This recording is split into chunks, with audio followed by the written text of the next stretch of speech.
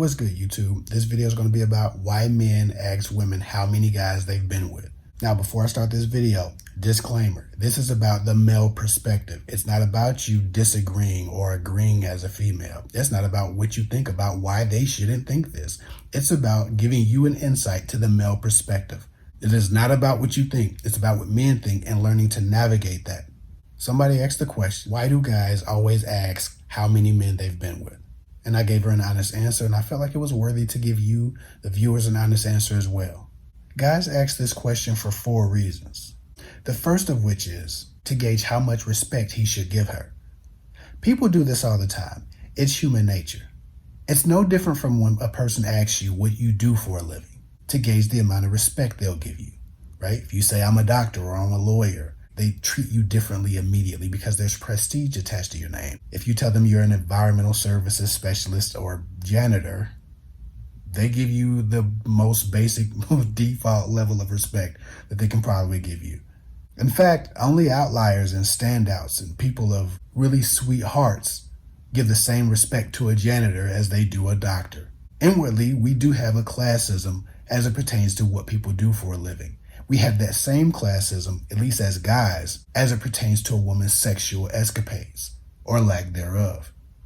So it's not about deciding whether you're going to respect a woman or disrespect her. It's about the level of reverence or the level of honor or the level of trust that you might give a woman based on her decisions and based on the wisdom applied to her decision making with men. Just because you respect someone a little less than someone else doesn't mean you don't respect them. This is about the level of reverence you give. A woman who makes respectful decisions will receive more and better from a man who respects the decisions that she makes than a man who doesn't understand her decisions, or than a man who wouldn't have made those decisions if he were to hypothetically have been able to control them or advise her on them. Men ultimately see a woman's decision-making patterns as a threat or an asset to him in a relationship or a potential relationship. If a woman's been with more people, then he finds her to be more of a liability because she's made to him what seem to be less respectful decisions. So again, it's not necessarily about disrespecting a woman or having disdain for a woman. It's just like how people ask what you do for a living. You handle a person, you behave differently, and you speak differently if they tell you they're a psychologist or a doctor or a lawyer or a rocket scientist or an engineer than you do if they tell you they clean toilets for a living or they wait tables or they scoop horse shit. Of course, no human is deserving of disrespect based on what they do for a living. But those who have made more prestigious decisions are deserving of the idea of prestige.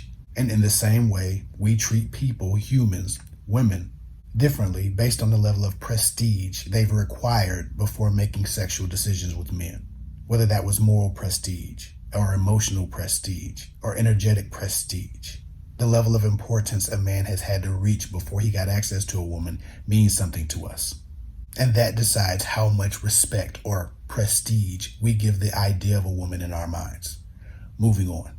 The second reason men ask this is they want to see how committed a woman is to her own boundaries.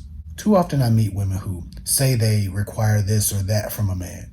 And then I ask them about their dating history, and they've almost dated no man who has any of those qualities they claim to want or desire or require from a man. They're not committed to their own boundaries. They give access to men who aren't offering any of the things that they say they want or hope to respond to. When men ask a woman how many people she's been with, he's trying to gauge how committed she is to not only her boundaries physically, but emotionally as well. He understands the higher that number, then the lower the commitment is to her own physical boundaries or her own emotional boundaries. While a man might be right or wrong to assume it, it's commonly assumed that a woman who's having sex with men has some emotional attachment to him. And again, right or wrong, it's the assumption. Men are looking for signs of self-respect, and sometimes while it might not be an accurate assumption, the commitment to your own boundaries, whether they be physical or emotional, lets us know what might be required of us to get close to you. Whether or not a man is a user or he intends to have a healthy relationship is still relevant information to us. Men inherently find women who have a higher commitment to their own boundaries more trustworthy and of higher value, since that seems to be the buzzword lately. People who lack boundaries usually behave that way from an emotional disadvantage. The easier the access, the lower the self-esteem usually, the lower the self-respect. These are the assumptions men make. And more often than not, there's some truth to it, but it's not absolute. Just because a woman has had a lot of sexual partners doesn't automatically mean she lacks self-respect, but it could.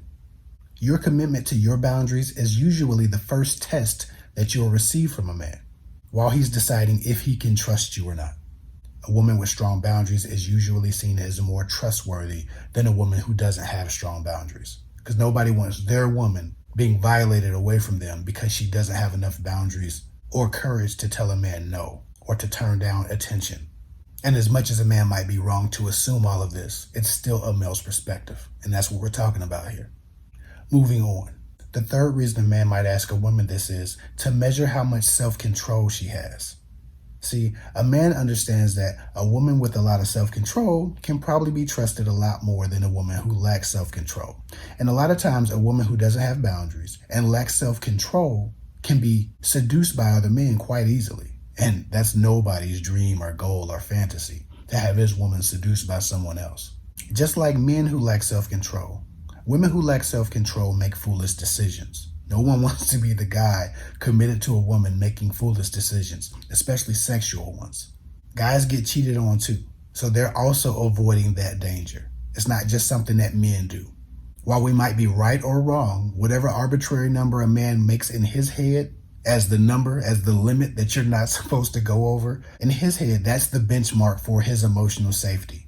How much self-control you have, how many people you've been with. Every guy might have a different number, but it usually means the same thing. How much he can trust you based on the self-control that you've exhibited with other guys. Guys assume less self-control of women with higher body counts, and even if they're wrong, that's how they feel, or at least the guys who are asking this question. That's the concern. And again, users ask these questions to figure out how quickly they'll be granted access to you. So whether the guy is a good guy or a user, this information is valuable. Moving on, the fourth reason a guy might ask this is to get an understanding of what's required to get access to you. How he has to treat you, how important, how familiar a man has to be to you to get in your pants, or how deep the connection or relationship has to be for you to grant yourself sexually to a man. This is valuable information. Whether you're a user, whether you're a good man, this is valuable information. Women who don't require much at all to have sex with a guy are often seen as more likely to cheat, especially after an argument or after a disagreement or on a break. Their honesty might even be questioned, even without being caught lying.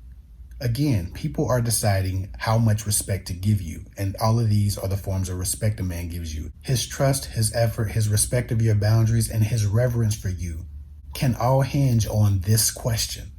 He's trying to decide what to offer you, or if he should offer anything at all.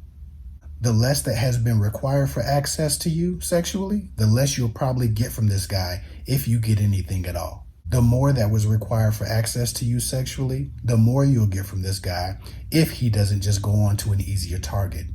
Men are asking this question to gauge how much they can respect you, how much they should offer you, how much they can trust you, how much reverence to give you, and how long it'll take to sleep with you. And before a lot of y'all get in the comment section and tell me it's a double standard, it's not really a double standard. Just because men hold women to a standard, but women don't have a sexual standard for men besides not being bisexual is what I've seen a lot of times.